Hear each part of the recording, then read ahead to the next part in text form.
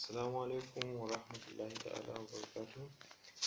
Let me use this opportunity to present to you the Adlam writing script, which is written in Kanuri language, and I will read it. It is a brief history of how different writing scripts come to the Borno land, which comprises of some part of Chad, Sudan, and Nigeria, which they normally refer to it as the Kanem Borno Empire. After the Arabic writing script, the next one is English writing script, and presently we have a new writing script which is referred to as Adlam. Look at the writing, how it look like. Look at the style, and this one is for Africans, by Africans, and it is written for Africans. Let me read it. This is how I wrote it in Kanuri language.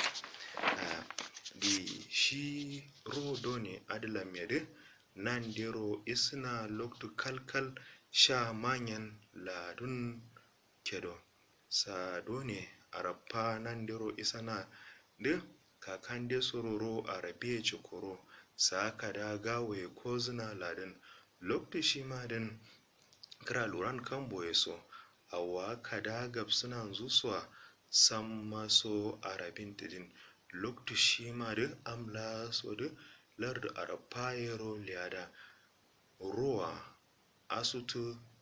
kra asutunan karo liada da yi gawon zan nasara so yi gawo arapayedin nasara so yi kesha sa done isana de kanuriya so de kra arabiye